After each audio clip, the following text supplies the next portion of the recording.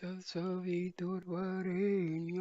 भर्गो देवस्य धीमहि धियो यो नः प्रचोदयात् ॐ शान्ति शान्ति शान्तिः.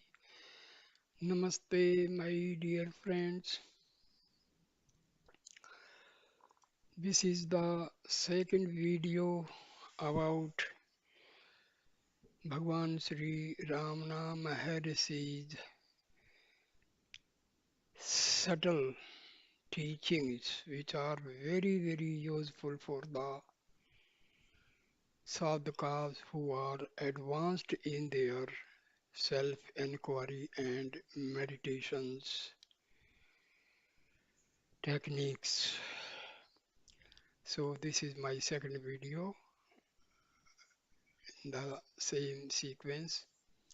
So now I will describe how Maharshi has explained how to go for meditation. It is necessary to practice meditation frequently and regularly until the condition induced becomes habitual and permanent throughout the day.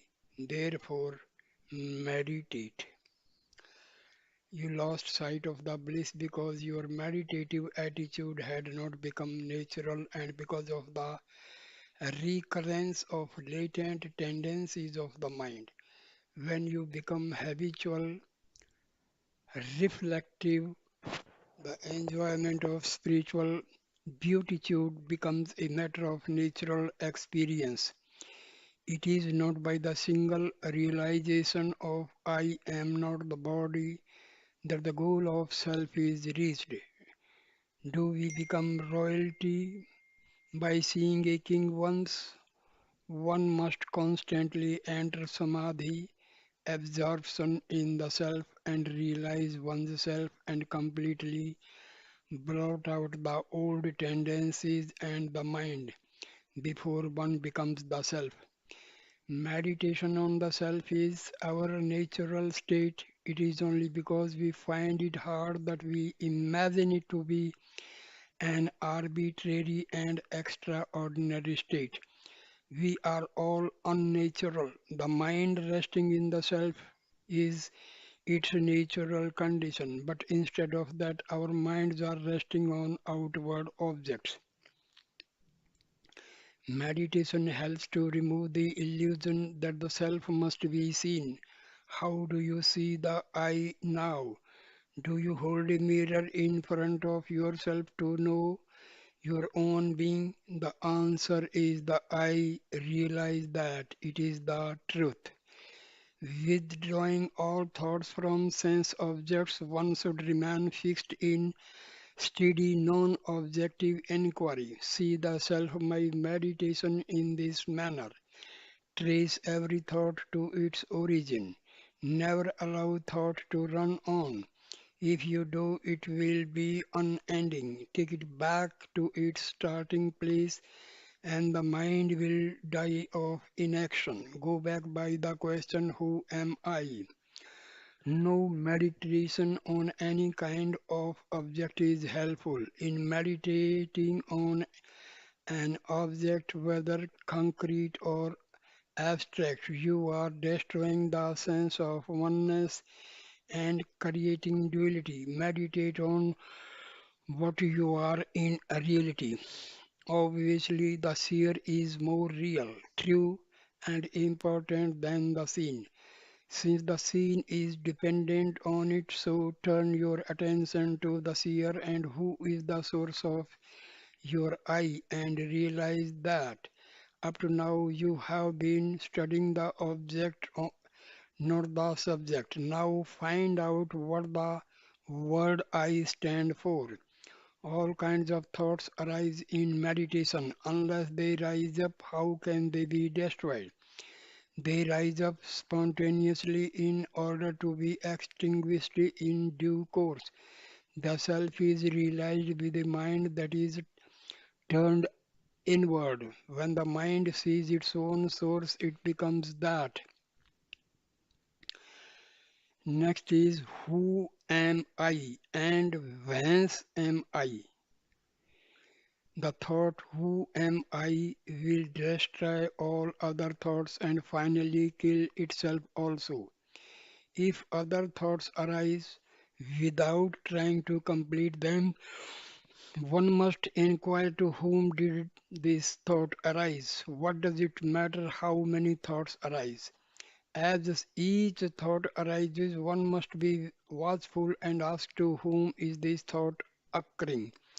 The answer will be to me.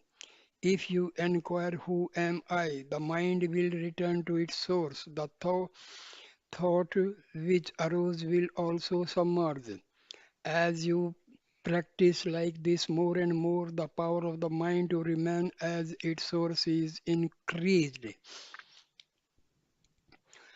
As for the necessity of watching the breath before inquiring who am I, all depends on a man's aptitude and his fitness. Those who do not have the mental strength to concentrate and direct it on the quest are advised to watch their breath, since such watching would, as matter of course, bring the mind under control. Who am I will destroy all other thoughts, and like the stick used for stirring the burning fire, it will itself be destroyed in the end. As long as there are impressions of objects in the mind, so long is the inquiry who am I required. As long as there are enemies within the fortress, they will continue to sally forth. But if they are destroyed as they emerge, the fortress will fall into our hands. As a matter of fact, in the quest method, which is more correctly whence am I and not merely who am I, we are trying to find whence the I thought, the ego, the mind arise within us. The method contains within itself, though implicitly, the watching of breath. When we watch the root of thoughts, we are necessarily watching the source of breath also, as the I thought and breath arise from the same source. To inquire who am I is really trying to find out the source of the I thought. You are not to think of other thoughts such as I am not the body, etc. Seeking the source of I thought serves as a means of getting rid of all other thoughts. Who is born? It is only he who asks, whence am I born? That is truly born in Brahma, the prime source. He indeed is born eternally. He is the Lord of saints. He is the ever new. We should not give scope for other thoughts but keep attention fixed on the I thought. This is done by asking to whom the thought arises, and if the answer is I, get rid of the thought by asking the question who is this I and whence its source. The meditation or mantra Soham, I am that, is not the same as who am I. They are different. Why should we go on repeating Soham or affirming I am that? One must find the real I within, tracing within the source of I. We see it. The apparent sense of I has no separate existence but merges in the real I. Who am I is not to be used as a mantra. If means you must find out where in you arises the I thought, which is the source of all other thoughts. Perception, memory, or any other experience only comes to the I. You don't have these experiences during sleep, and yet you existed during sleep, and you exist now too. That shows the I continues while other things come and go. Who am I means you must concentrate and see where the I thought arises. Instead of looking outward, look inward and see where the I thought arises. Never mind whether there are visions or sounds or anything else, or whether there is a void. Are you present during all this or are you not? You must have been there even during the void to be able to say you experienced the void.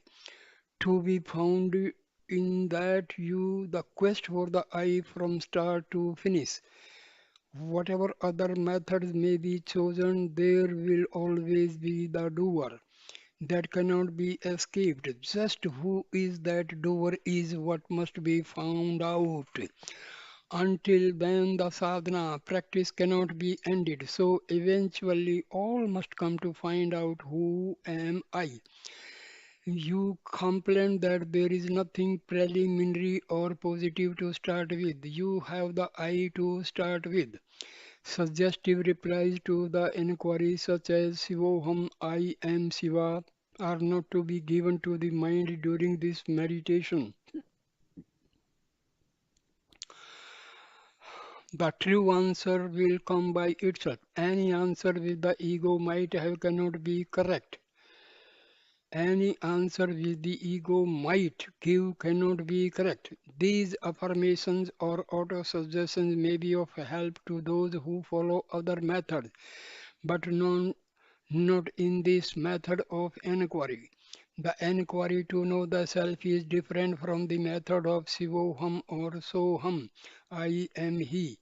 I rather lay stress upon self knowledge, for you are first concerned with yourself before you proceed to know the world and its Lord. The Soham meditation of I am Brahma meditation is more or less a mental thought, but the quest I speak of is a direct method and indeed superior to other meditations. For the moment you get into a moment of quest for the self and get deeper and deeper, the real self is waiting to take you in. Then whatever is done by something else and you have no hand in it. You gain you gain steadiness in practice only through more practice. Next is I. Whence does the I arise? Seek this within the I, then vanishes. This is the pursuit of wisdom.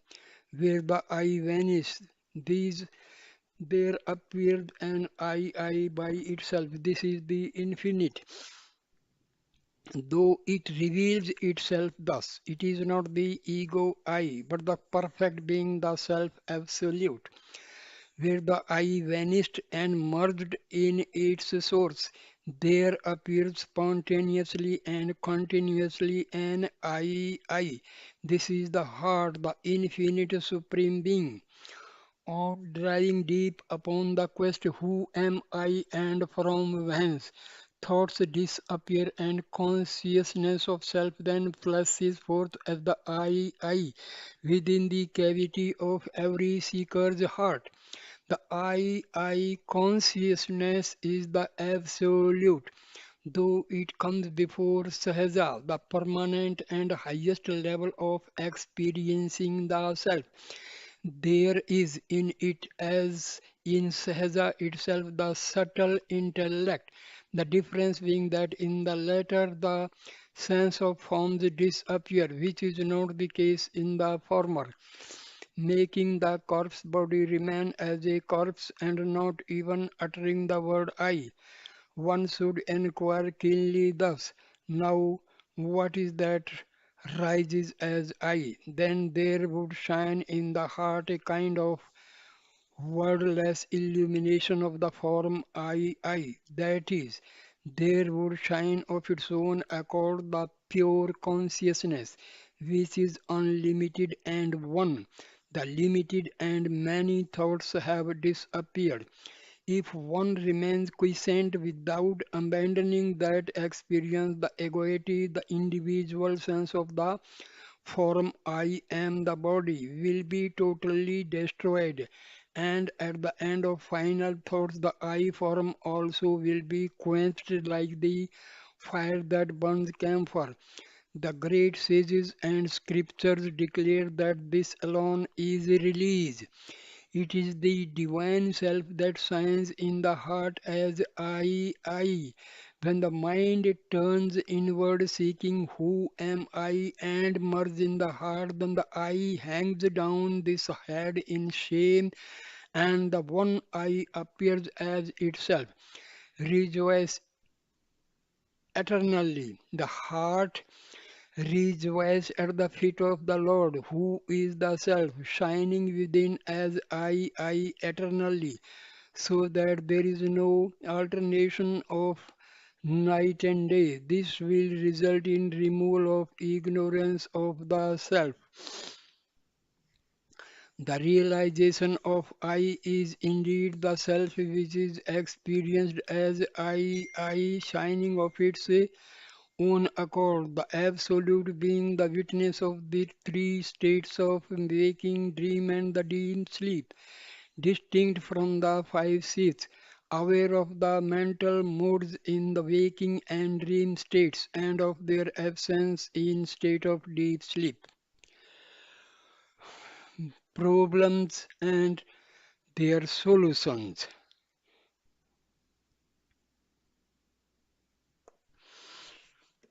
You may experience you may experience anything, but you must never rest content with that. Whether you experience pleasure or pain, ask yourself the question who feels the pleasure and carry on the practice sadhana until pleasure and pain are transcended till reality alone remains. So long as these thoughts of activity are there, sleep will also be there. Thoughts and sleep are counterparts of the same thing. We should not sleep too much or go without it altogether, but sleep only moderately. To prevent too much sleep, we must try and have no thoughts. As an aid in overcoming the tendency to sleep or go unconscious during meditation, eat only sattvic, pure, not spicy or highly seasoned food, and that too in moderate measure, and not indulge in too much physical activity. Sleep is the first obstacle. The second is the sense objects of the world which divert one's attention. The third is the thoughts in the mind about previous experiences with sense objects. The fourth is bliss. In that state, the thought I am the enjoyer is still present. The final state of samadhi is to be reached in which one is the bliss or one with reality. The more you get fixed in the self, the more the thoughts will drop off themselves. Regulation of life, such as getting up at a fixed hour, bathing, doing mantra, japa repetition, observing ritual, all this is for people who do not feel drawn to self-inquiry or are not capable of it. But for those who can practice this method, all rules and disciplines are unnecessary. Success in turning the mind inward is achieved by practice, self inquiry, and dispassion, and it succeeds only gradually. Do not regret tamas, inertia, sluggishness, but when sattva, purity, harmony comes into play, hold on to it and make the best of it. The thought I am not able to concentrate is itself an obstacle. Why should the thought arise?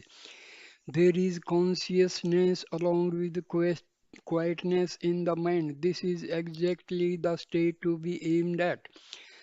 The word diving is only appropriate if one has to turn the mind within in order to avoid being distracted by the ongoing tendencies of the mind. But when deep quietness prevails without obstructing the consciousness, where is the need to dive? Practice. Next is practice. Effort is necessary up to the stage of realization. Even then, the self should be spontaneously become evident. Otherwise, happiness will not be complete up to the state of spontaneity. There must be effort in some form or other. Divine grace is essential for realization, but grace is vouchsafed only to him who is a true devotee or a yogi, one working to gain union of the mind and self. It is given only to those who have striven hard and ceaselessly on the path of freedom. There is a state beyond effort and effortlessness. However, until it realized effort is necessary, that which is in peace, all that we need to do is to keep quiet. Peace is our real nature. We spoil it. What is required is that we cease to spoil it. Grace is always there, but practice is also necessary. Staying in the self by one's efforts with self inquiry is like training a roguish bull to remain confined to his stall by tempting him with luscious grass and preventing him from straying. It is necessary both for you to strive and for the Guru to help. The Guru's grace is indispensable, but so is one's own effort in putting into practice the instructions given by the Guru. Efforts must be made in the waking state and alert consciousness and self-realized here and now. Effortlessness and choiceless awareness is one real nature. If we can attain that state and abide in it, it is all right. But one cannot reach it without effort. The effort of deliberate meditation. Of course, every master and every book tells the aspirant to keep quiet, but it is not easy to do so. That's why all this effort is necessary. Even if we find somebody who have achieved the supreme state of stillness, you may take it that the necessary effort had already been made in a previous life. See what helped you to keep out thoughts and adopt that for meditation. Your effort is meant not allow yourself to be distracted by other thoughts than your meditation. Practices are needed as long as one has not realized they are for putting an end to obstacles to abiding in the self. As soon as they come here, some want to immediately be self realized being. They ignore the effort involved or required. Is there a shortcut to liberation? Is it something to be purchased in a shop? What is important is steadfast resolve. It does not make much difference if you concentrate on the top of the nose, the center of the eyebrow, or sound of the mantra, and so on. The really important thing is to pay attention to the source or perception or mantra, to the eye that hears the mantra or perceives the objects of concentration. Keep your attention fixed on that. Perseverance alone counts. The more you meditate, the easier it becomes to meditate, till at last it becomes natural. Practice is necessary. When there is grace, your repeated effort is bound to erase tendencies. Leave God's job to God. You have to do what is in your hands. When the time is ripe, God's grace, which is always operating, will be felt. The mistake one is prone to make is to abandon effort under the mistaken impression that God's grace is absent. One should not slacken, for God's grace is bound to operate in due time when you are ripe. Next is Satsanga. If one gains association with sadhus, of what use are all the religious observances? When the excellent cool southern breeze itself is blowing, what is the use of holding a hand fan? Sacred bathing places that are composed of water and images and deities which are made of stone and earth cannot be comparable to those great souls. Oh, what a wonder! The bathing places and deities bestow purity of mind after countless days, whereas such purity is instantly bestowed upon people as soon as sadhus see them with their eyes. Heat will be removed by the cool moon, poverty by the celestial wish fulfilling tree, and sin by the Ganges. But know that all these, beginning with heat, will be removed merely by having darshan, sight of incomparable sadhus. The supreme state which is praised and which is attained here in this life by clear self-inquiry, which arises in the heart when association with a sadhu is gained, is impossible to attain by listening to preachers, by studying and learning the meaning of the scriptures, by virtuous deeds, or by any other means. By satsanga, the association with the objects of the world will be removed. When that worldly association is removed, the attachment or tendencies of the mind will be destroyed.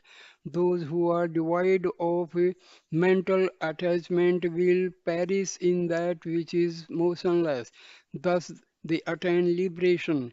Cherish their association. Satsanga really means association with the unmanifest Sat or reality. But as very few can do that, they have to do the second best, which is association with the manifest truth, Sat. That is the Guru. One who knows or has realized the truth is also regarded as a truth. Satsanga will make the mind sink into the heart. Such association is both mental and physical. The extremely visible beings of the group pushes the mind inward. He is also in the heart of the seeker, and so he draws the latter's inward bent mind into the heart. Association with the sages should be made because thoughts are so persistent. The sage has already overcome the mind and remains in peace. Being in his proximity helps to bring about this condition in otherwise there is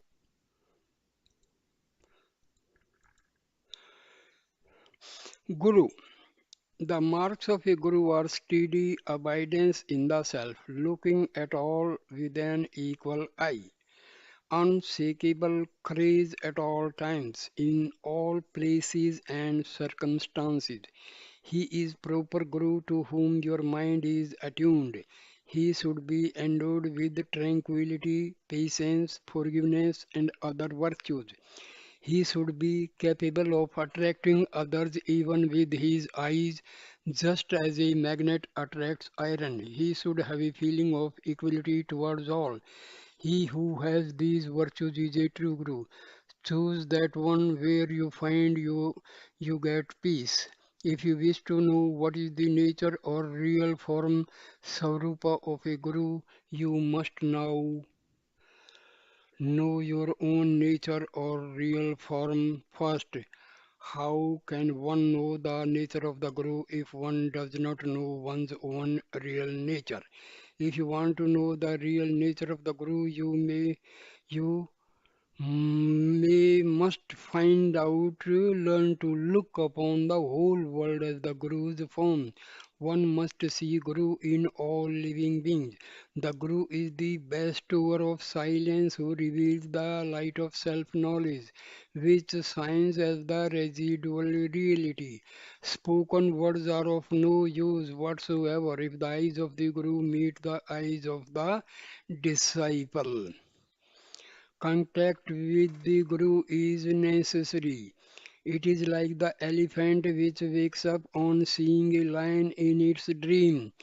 Even as an elephant wakes up at the mere sight of the lion, so too it is certain that the disciple wakes up from the deep sleep of ignorance into wakefulness of true knowledge through the Guru's benevolent look of grace.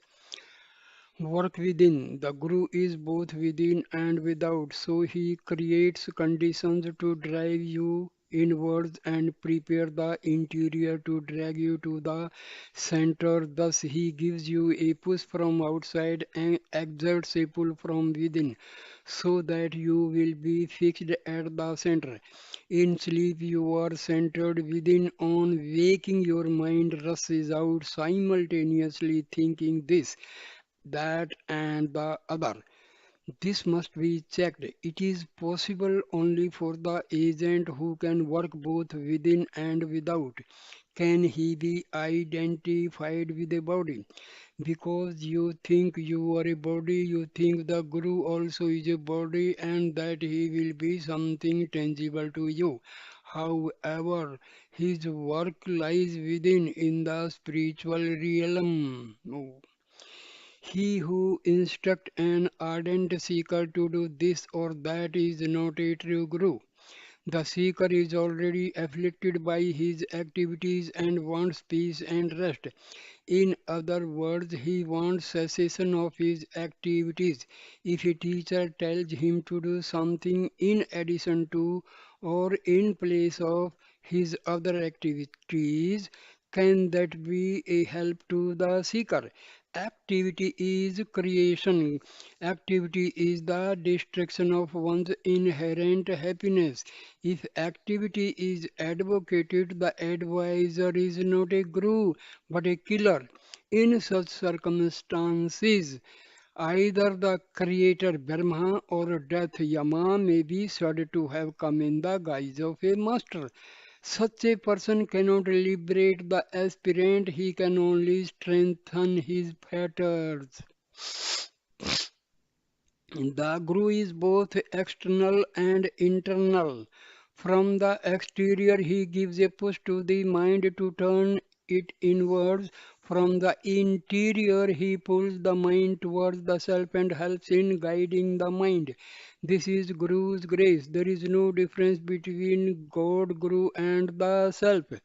God, who is immanent in His grace, takes pity on the loving devotee and manifests Himself according to the devotee's development. The devotee thinks that he is a man and expects a relationship between two physical bodies.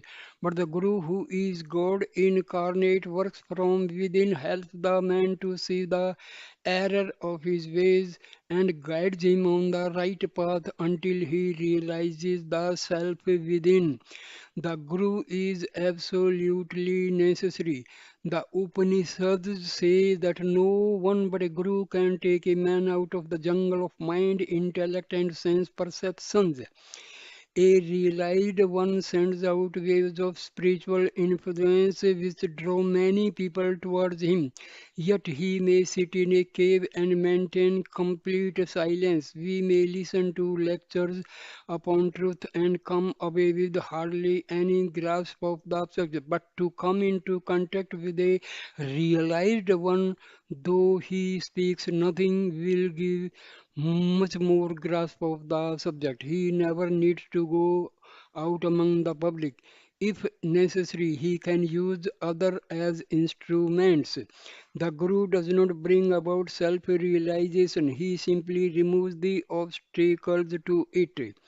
The Guru is always within you. If the disciple finds the Guru internally, then it does not matter where he goes. Staying here or elsewhere must be understood to be the same and to have the same effect.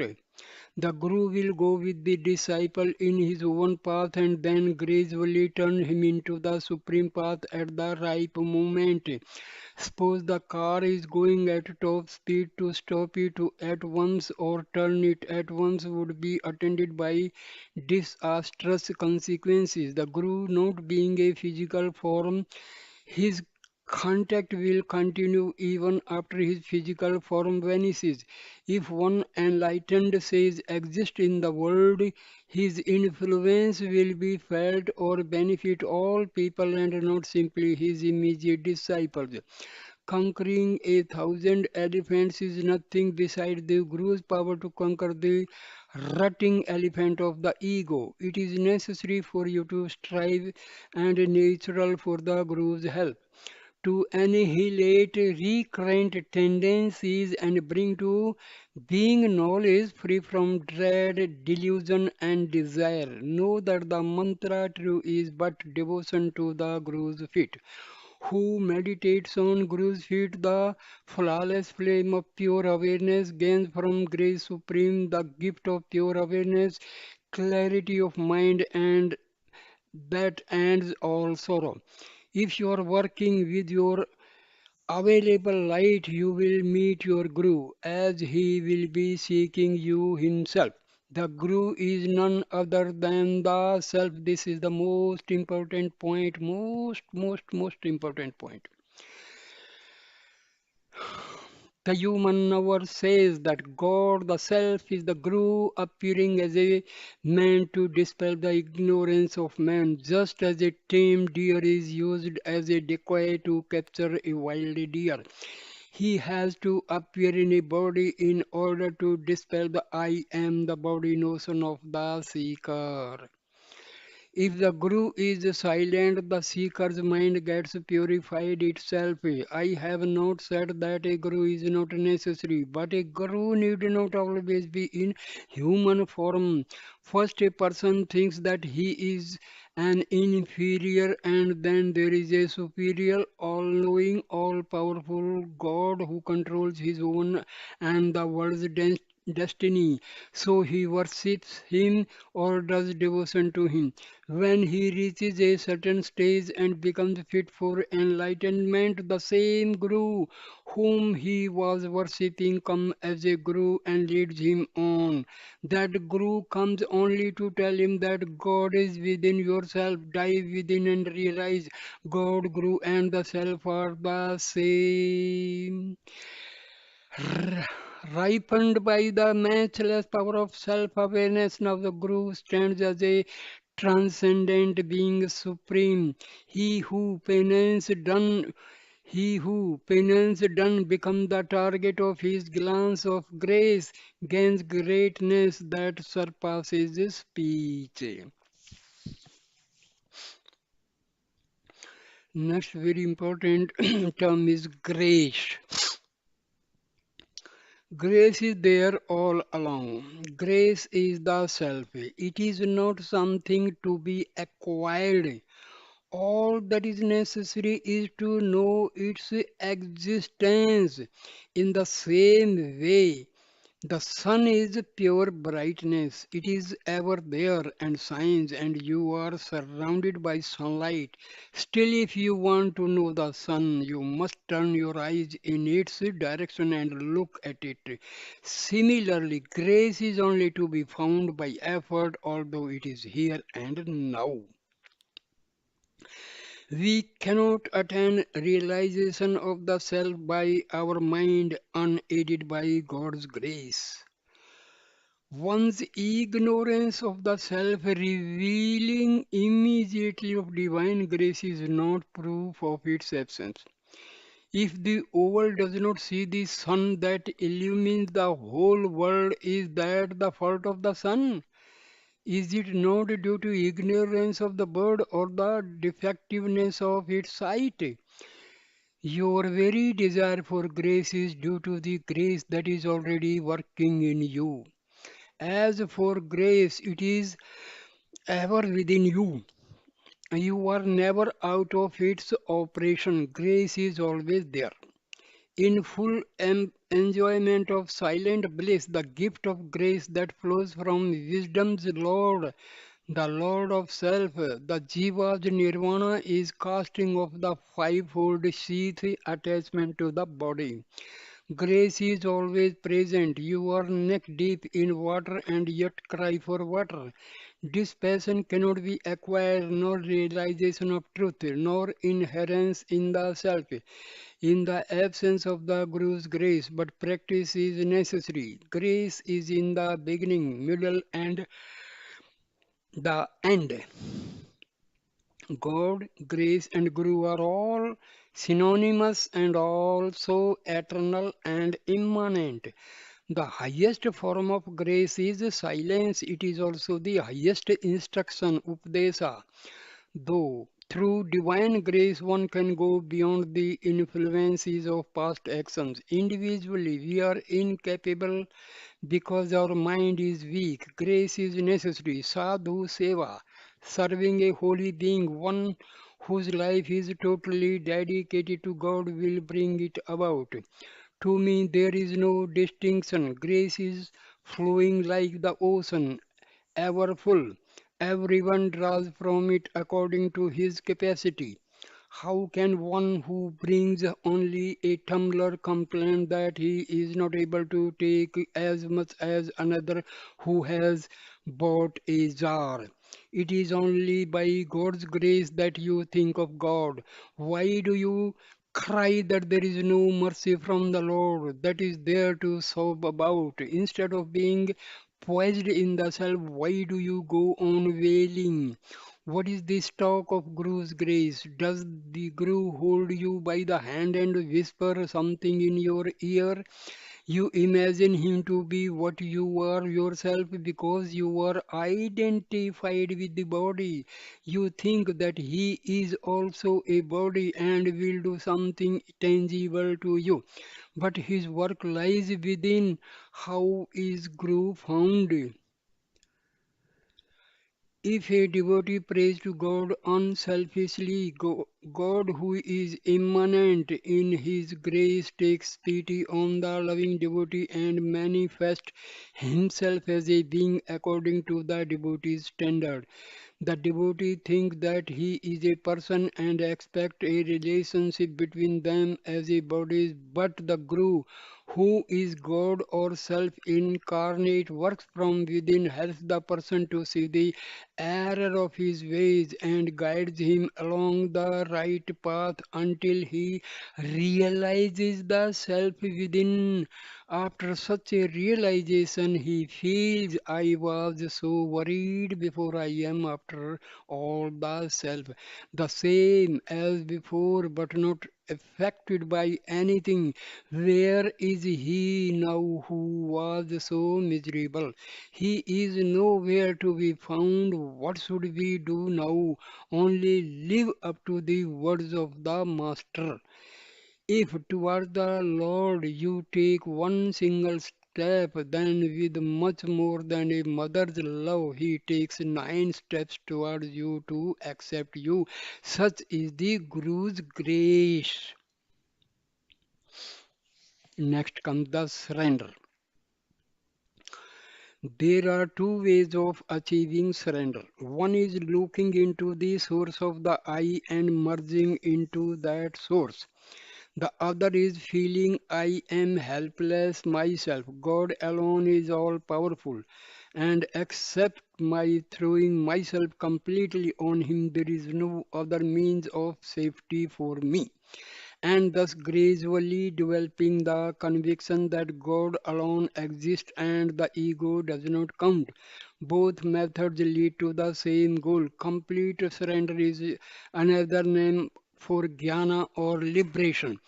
Surrender appears easy because people imagine that once they say with their lips, I surrender, that they can be free to do whatever they like. But the fact is, you can have no likes or dislikes after you surrender. You will, your will become completely non existent with the Lord's will taking its place. Surrender is complete only when you reach the state thou art all and thy will be done. Thy will be done. You will know in due course that your glory lies where you cease to exist. In order to gain that state you should surrender yourself. Then the master sees that you are in a fit state of receive guidance. He guides you. The master is within and without. He gives a push from without and exerts a pull from within, so that you may be fixed at the center. Leave it all to the master. Surrender to him without reserve. All this task of surrender is like pinching a jaggery, refined brown sugar image of Lord Ganesha and presenting it as a sweets offering to the same Lord. You say you offer your body, soul, and possessions to God. Were they yours to begin with, that you could offer them? You are perfect and complete, so abandon the idea of incompleteness. There is nothing to be destroyed. Ahankaras, the individual I, is not a real thing. It is the mind that makes the effort, and mind is not real. Just as it is not necessary to kill a rope that one imagines to be a snake, so also there is no need to kill the mind. Knowing the form of the mind makes the mind disappear. That which is forever non existent is already removed. If you have surrendered, you must be able to abide by the will of God and not make a grievance of what may not please you. Things may turn out differently from what you wish or what they look apparently. What is destiny? There is no destiny. Surrender and all will be well. Throw the responsibility on God. Do not bear the burden yourself. What can destiny do to you then? During worldly activity, if your attention is fixed on the fundamental reality, there is no difficulty. But ordinary people forget the reality and take the same alone to be real. The different eyes are not real.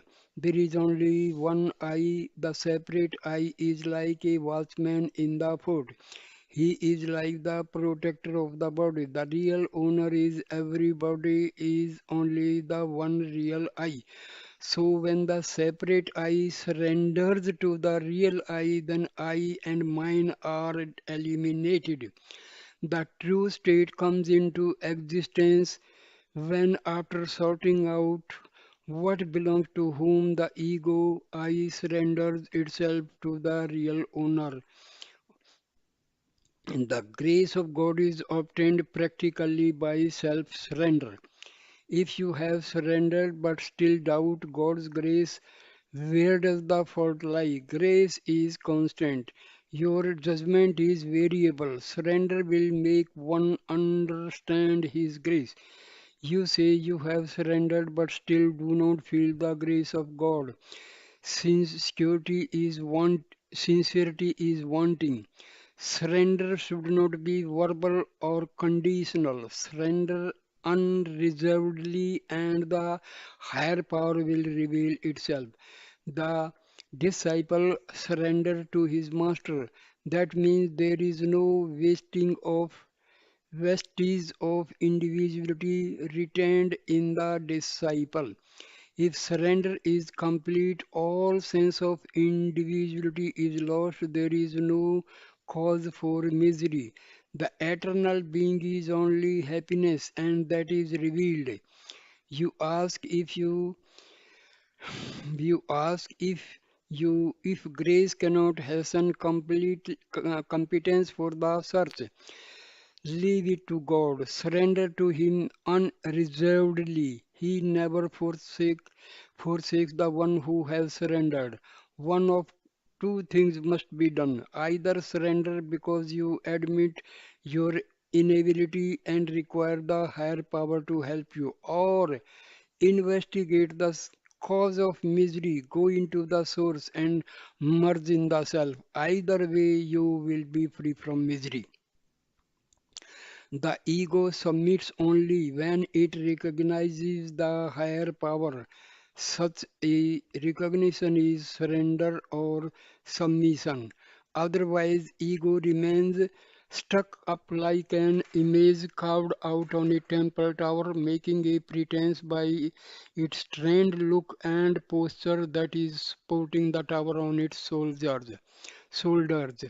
The ego cannot exist without the power but thinks that it acts of its own accord. Surrender to God and await His pleasure. If you ask Him to do as you please, it is not surrender but demand of it. You cannot have Him obey you and yet think you have surrendered. He knows that is the best and when and how to do. Leave everything entirely to Him. His is the burden. You have no longer any cares. All your cares are for Him. Such is surrender. Surrender can take effect when done with full knowledge. Such knowledge comes after enquiry. It ends in surrender. If one has surrendered himself to God or Guru, the power to which he has surrendered will take him on the right course. One need no longer concern himself about the course. The doubt will arise only if he fails to obey the Master in all details. Surrender consists in giving up oneself and one's possessions to the Lord of mercy. Then what is left over for the man? Nothing. Neither himself nor his possession. The body is liable to be born and to die, but having made over to the Lord, mind needs no longer worry about it. Birth and death cannot strike terror. For where is the identity of the individual to be frightened? It is true that the divine will prevails at all times under all circumstances. The individuals cannot act on their own accord. Recognize the force of divine will and keep quiet. Surrender itself is a mighty prayer. If you believe that God will do all the things that you want Him to do, then surrender yourself to Him. Otherwise, let God alone and know yourself. Whose fault is it if the traveler, instead of putting his luggage in the conveyance which bears his load anyway, carries it on his head or in his lap to his own inconvenience? If full responsibility is thrown on the higher power, things will go on of their own accord. We walk on this ground. While doing so, do we usually consider each step as to whether we should raise one leg after the other or stop at some stage? Is not walking done automatically? The same is the case of inhaling and exhaling. No special effort is made to inhale or exhale. The case is the same with life also. Quite a number of things are done automatically without our being conscious of it. If actions of the mind, speech, and body are merged with God, all the burdens of life are on Him. When one has completely surrendered oneself at the feet of Shiva, thereby becoming the nature of the self, the resulting abundant peace in which there is not the least room within the heart for one to make any complaint alone is the nature of supreme devotion. If one surrenders completely, there will be no one left to ask questions or to be considered. Either the thoughts are eliminated by holding on to the root thought I, or one surrenders unconditionally to the higher power. There are the only two ways to realization. Self-inquiry dissolves the ego by looking for it and finding it to be non-existent, whereas devotion surrenders it. Therefore, both comes to the same ego-free goal, which is all that is required. True surrender is the melting of the ego in its source, the heart. God is not deceived by outward acts. What he sees in the worshipper is how much of the ego remains in full control and how much is on the verge of destruction. It, it is legitimate to pray as long as you feel that you are different from the higher power. But better still, attain the state of self surrender and entrust your entire burden to the Lord, who will then take the burden off your back and give you the feeling that you are in Him and are one with Him. If your surrender is total and complete, you need not ask anything. Try to get rid of the thought I and mine. Don't feel anything is yours, it is all God's. So thank you my dear friends for watching and listening this video. Thank you so much. Please like, comment and share the video and subscribe my channel. Thank you. Thank you. Namaskar.